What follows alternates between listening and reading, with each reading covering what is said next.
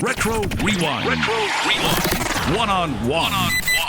Let's talk a little bit about Velat, your first album. Did that success catch you off guard at all? Because I mean, it was pretty immediate, it seemed. No, I don't think so, because I didn't know. You know, when you don't know about something, you just either accept it and go with the flow, which is what I did. I was very happy that it happened. You know, I was very excited by it all, but I was. The thing that really got me after that fact was being told by the record company to go straight back in the studio when I didn't have any ideas, any songs written or anything. And so that's when it all came crumbling down, and I realized that with the second album that this wasn't going to make it, you know. And for me, the second album sounds like a bad bunch of demos, you know. I think there was maybe some potential there, but there was no time to really work, and that's when I knew that after the success of the first album, I was going to have a hard time. Your biggest hit here in the States is "Too Late for Goodbyes." What's that song about? It was just a relationship song. Simple as that. Simple as that. Love lost. What you should have left earlier, or you know, something like that. It was just as one does in one's teenage years. You know, one screws up a lot. You know.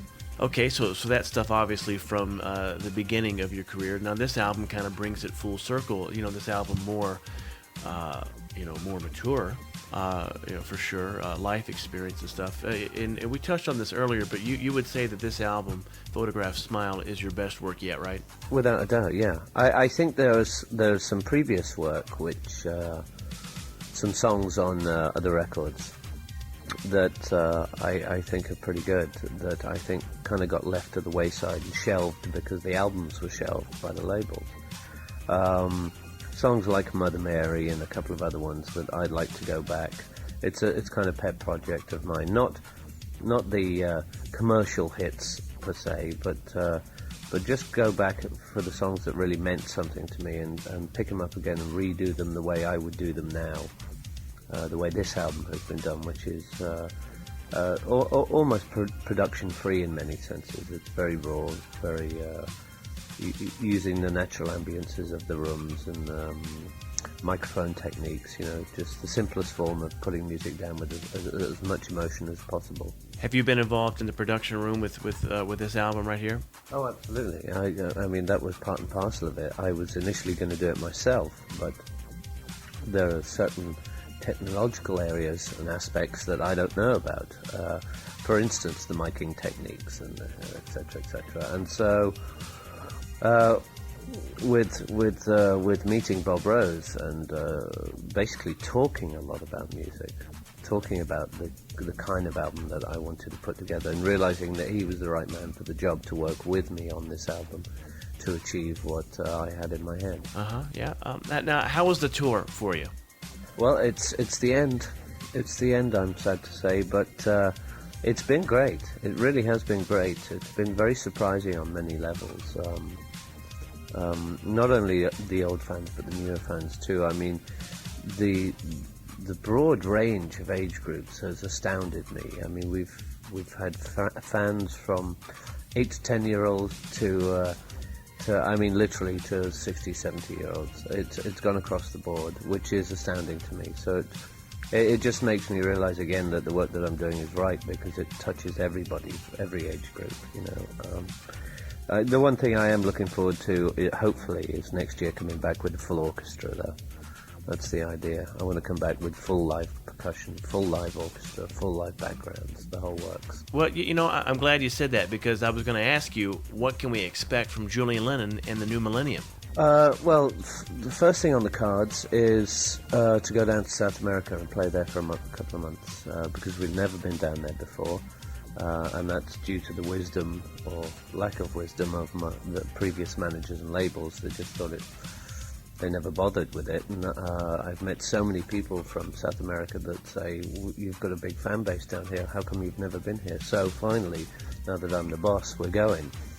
After that, it will either be the next album or the tour, with the charity-orientated orchestral tour, with the full live band as well, but That I'd like to. I don't know how long that's going to take. We're trying to work on that. We've already got sponsorship for it, so it's just a question of putting the numbers and crunching the numbers and getting it organised. The other idea is that I'll be in the studio probably in May for about a month or so, and new album out by August. So maybe looking forward to another tour and some more music. Absolutely, and a little time off in between. Well, much deserved, I'm sure. Julian, we're wrapping up here, and the thing that I try to do is think about the average person. That if they had the opportunity to sit down with you and ask you some questions, what would they ask? And one of the common threads of emails that we've received is your thoughts on the surviving Beatles, doing their singing and playing around some of your dad's music, like "Free as a Bird" and "Real Love." Just wanted to get your take on that stuff. It's a weird one, that one. It's a weird one. I have to say that I did enjoy "Free as a Bird." I did like that song a lot. The idea, though, was a bit spooky. It's like when Natalie Cole did the same thing with her father.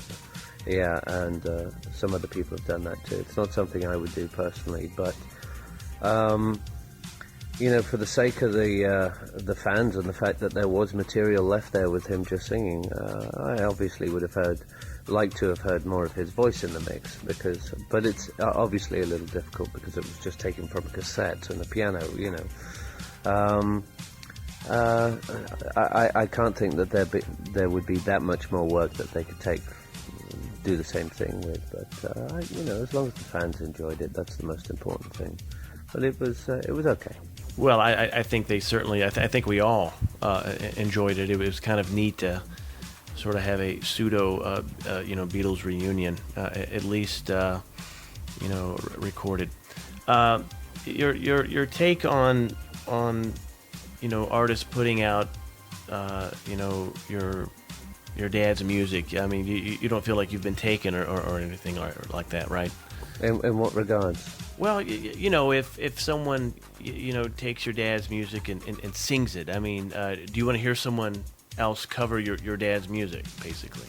It doesn't bother me. But it's not dissimilar to when people ask me about why don't I sing his stuff. Well, because I do my own stuff. But the thing is, I think that whether it be the Beatles or him, they did it well enough the first time round. Why would one even need to cover it?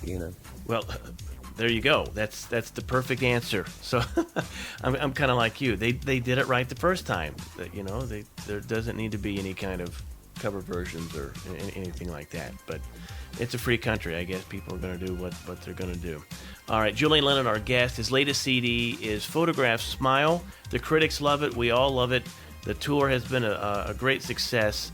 Critics are also loving the live performances. And Julian did allow us to record Crucified live in Nashville a few weeks ago. So we will be airing that on Retro Rewind throughout the month. And, of course, airing several cuts off of the CD Photograph Smile. So make sure you keep it right here on Retro Rewind to hear lots of that stuff. All right, Julian Lennon, thank you so much. You guys keep it right here. We've got more coming your way on Retro Rewind. Retro Rewind!